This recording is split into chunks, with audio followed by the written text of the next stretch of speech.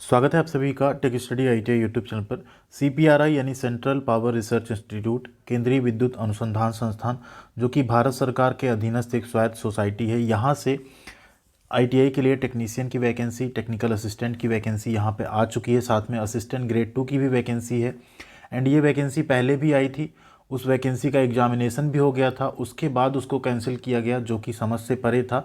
And आज यहाँ पे पुराना नोटिफिकेशन और नया दोनों देखेंगे। नए नोटिफिकेशन में क्या ऐसे बदलाव हुए हैं एंड ऐसी क्या मजबूरी आ पड़ी थी डिपार्टमेंट पे कि जो एग्ज़ाम के बाद कैंसिल करा के इसे जारी करना पड़ा।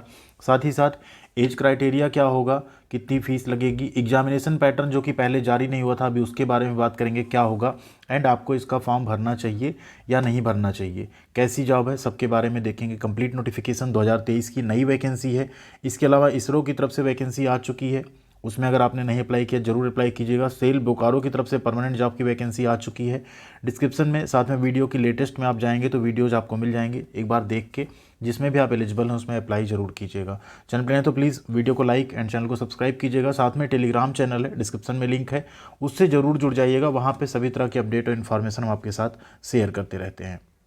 यहाँ पे देखेंगे आपकी ये है वैकेंसी, जिसमें नई वैकेंसी का नोटिस है, एक शॉर्ट नोटिस है। एंड आपका फॉर्म भी आज से मे बी कब स्टार्ट होगा, तो जैसे फॉर्म स्टार्ट होगा आपको फॉर्म भरना भी हम यहाँ पे एक बार बता देंगे कैसे आपको फॉर्म फिलअप करना है। मोबाइल फ़ोन से आसानी से भर पाएंगे आप।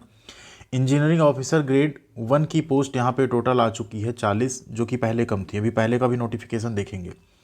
साइंटिफिक असिस्टेंट, इंजीनियरिंग असिस्टेंट की पोस्ट है यहाँ पे 4 और 13, ठीक है। कैटेगरी वाइज अलग अलग आप देख सकते हैं। लेवल 6 की 35,400 यहाँ पे आपका बेसिक होगा। टेक्नीशियन ग्रेड 1 जो आईटीआई के कैंडिडेट्स के लिए है, ओबीसी की 14 पोस्ट है, ईडब्ल्यूएस की 2 है, अनरिजर्व की 8 है। एससी एसटी के लिए यहाँ पे वैकेंसी अलग से नहीं है, तो आप लोग अनरिजर्व में अप्लाई कर सकते हैं। टोटल पोस्ट हो जाती है यहाँ पे 24। इसके पहले ये वैकेंसी आई थी 15, जो प्रीवियस नोटिफिकेशन था। लेवल 2 की जॉब है, 19,900 आपका बेसिक होगा। तो 19,900 जो बेसिक होगा इसमें आप डीए जोड़ लीजिए, प्लस अपना एचआरए और अदर अलाउंसेस आप जोड़ लीजिए, तो आपकी सैलरी अप्रॉक्स कुछ नहीं तो एनपीएस वगैरह कटने के बाद 25 प्लस इन हैंड आएगी, 26-27 के आसपास इन हैंड आएगी।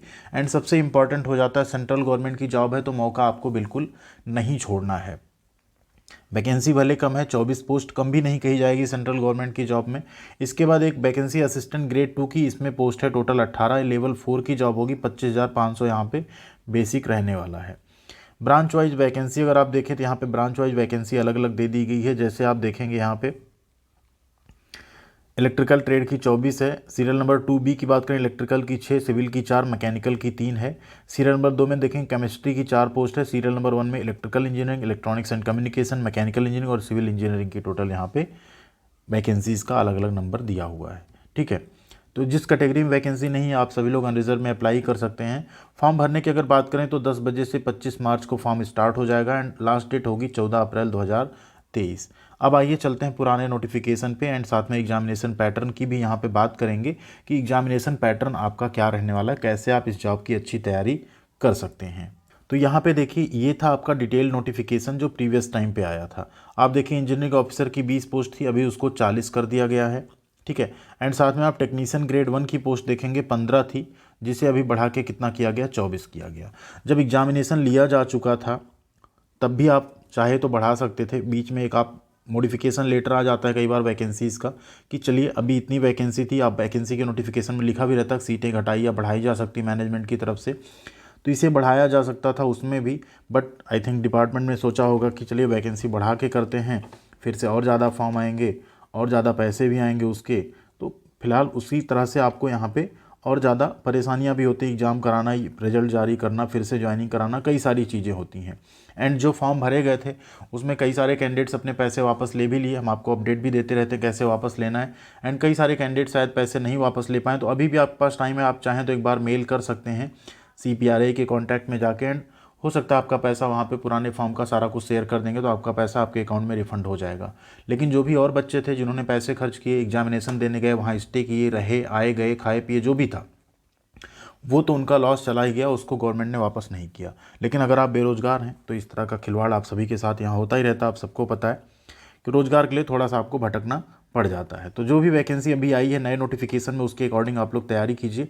एंड ये पुराना नोटिस था इसलिए हमने जस्ट एक बार दिखाया। आप लोग कमेंट करके बताइएगा कि आपने जो पुराने फॉर्म भरे थे क्या आपका पैसा वापस हो गया या नहीं, या अगर इनको वैकेंसी कैंसिल ही करनी थी तो फॉर्म भरवाने के बाद पेपर नहीं कराना था, उसी में नया नोटिफिकेशन निकाल देते कि वैकेंसी बढ़ी, आप लोग फिर से फॉर्म अप्लाई कर सकते हो, एक साथ पेपर करवा दिया जाता। ठीक है, क्योंकि इसमें तरह तरह के लॉसेस होते हैं। पेपर अगर कराए गए तो उसमें एक बजट इनका भी गया, टाइम भी गया, बच्चों का भी बजट, टाइम, सब कुछ बर्बाद हुआ।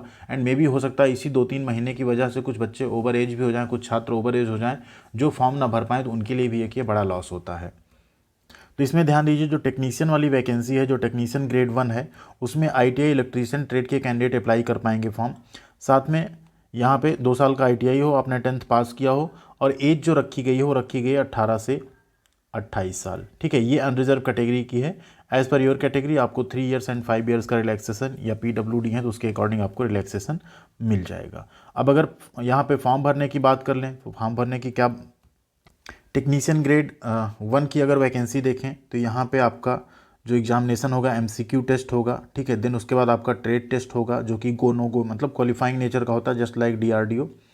उसके बाद आप जो है यहाँ पे फाइनली सेलेक्ट हो जाएंगे। तो यही वैकेंसी है। एंड अब यहाँ पे एक बार बात कर लेते हैं कि आपका जो स्पेशली यहाँ ITI की हम बात करने वाले हैं, जो 24 पोस्ट आई है, इसका रिटन एग्जामिनेशन का पैटर्न, अभी जो एग्जामिनेशन हुआ था उसका पैटर्न क्या था, क्योंकि आप लोग अगर फॉर्म भरेंगे सबसे इंपॉर्टेंट ये भी हो जाता है। तो देखिए, जो रिटन एग्जामिनेशन हुए थे उसमें आपके 100 मल्टीपल चॉइस क्वेश्चंस आए थे, जिसमें से आपको टोटल जो टाइम दिया गया था वो 90 मिनट का दिया गया था। ठीक है, 90 मिनट का आपको टाइम दिया गया था, मतलब 1.5 घंटे का आपको टाइम दिया गया था। इसमें 40 क्वेश्चन आपके थे टेक्निकल के। ठीक है, टेक्निकल मीन्स आपके इलेक्ट्रीशियन ट्रेड थ्योरी से, ड्राइंग से। ठीक है, ये क्वेश्चंस थे आपके।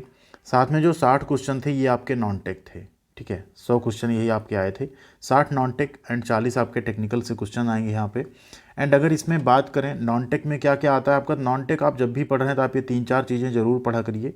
एक तो आपका मैथमेटिक्स, ठीक है, देन GK, रीजनिंग, एंड एक जनरल इंग्लिश भी इसमें आपसे पूछी गई थी। ठीक है, तो 60 जो नॉन टेक हैं काफ़ी इंपॉर्टेंट रोल प्ले करेंगे। टेक्निकल को तो आपको पढ़ना ही है, डेली बेसिस पे आप टेक्निकल की अपनी अच्छी तैयारी रखिए, जो भी आपका ट्रेड है अगर आप ITI कर चुके हैं तो। एंड जो नॉन टेक है इस पर भी आपको उतना ही फोकस करना है, क्योंकि कोई भी परमानेंट जॉब जो आती है उसमें लगभग दोनों के वेटेज काफ़ी बराबर होते हैं। नॉन टेक में स्कोर करना भी आपके लिए काफ़ी आसान हो जाता है अगर आप अच्छी तैयारी करते हैं। स्पेशली मैथ वगैरह क्वेश्चन बहुत टफ नहीं आते हैं जो भी टेक्निकल पोस्ट के एग्ज़ाम होते हैं generally. GK, reasoning and general English, GK पे स्पेशली आपको फोकस करना होता है, कब कहाँ तक का GK पूछ लिया जाए, कैसे पूछ लिया जाए, इसमें आप कुछ कह नहीं सकते। जैसे अभी रिसेंट में IB का पेपर हुआ, इसमें 2-3 साल पुराना GK GS भी पूछा गया। ठीक है, तो इस चीज़ का आपको थोड़ा सा यहाँ पे ध्यान रखना होगा। एंड टेक्निकल का तो ऐसा है कि आप टेक्निकल के नॉलेज को डेली 1-2 घंटे दीजिए, अपना जो ट्रेड थ्योरी उसको पढ़िए, जिससे कि आपके पास इतना ज़्यादा उसका एक थोरोली नॉलेज हो कि आप कोई भी जब कॉम्पिटिटिव एग्जाम की तैयारी करें ना, तो इसमें एटलीस्ट आप कॉन्फिडेंट रहें, क्योंकि आपने इस ट्रेड में ITI की है, 2-2 साल आपने पढ़ा है, उसके बाद भी अगर इस पर आपकी पकड़ थोड़ी सी कमज़ोर है तो फिर आप जो है किसी भी जॉब का फॉर्म भरें उसमें थोड़ा सा आपको परेशानी का सामना करना पड़ सकता है। नॉन टेक पे फोकस कीजिए, लेकिन टेक्निकल के नॉलेज को अपना जाने मत दीजिए, क्योंकि आपका चाहे वो रिटन एग्जामिनेशन हो, चाहे जब स्किल टेस्ट या ट्रेड टेस्ट हो, दोनों में आपका जो टेक्निकल नॉलेज है, टेक्निकल वाला आपका पढ़ाई है, वो आपको काम आने वाला है। तो इस हिसाब से देखिएगा। बाकी फॉर्म भरने का वीडियो आपको मिल जाएगा। इलेक्ट्रीशियन ट्रेड के जो भी छात्र हैं उनके लिए काफ़ी अच्छी अपॉर्चुनिटी है इसमें भी। साथ में जो सेल बोकारो की तरफ से वैकेंसी आई उसमें भी सिर्फ इलेक्ट्रीशियन को मौका दिया गया है। तो जो भी लोग हैं ज़रूर आप अपनी अच्छी तैयारी कीजिएगा एंड फॉर्म भरने का वीडियो का वेट करिए। जैसे ही स्टार्ट होगा लिंक हम आपके लिए वीडियो बना देंगे। Thank you very much. उम्मीद करते हैं वीडियो आपके लिए हेल्पफुल रही होगी। एंड कोई डाउट या कोई सवाल अभी मन में रह जाता है तो कमेंट कीजिएगा, वहाँ पे हम रिप्लाई ज़रूर करेंगे। एंड चैनल को सब्सक्राइब कर लीजिएगा, ऐसी सभी तरह की अपडेट और इन्फॉर्मेशन आपको हमेशा मिलती रहेगी। Thank you very much. मिलते हैं अगली अपडेट के साथ अगले वीडियो में। ख्याल रखिएगा अपना।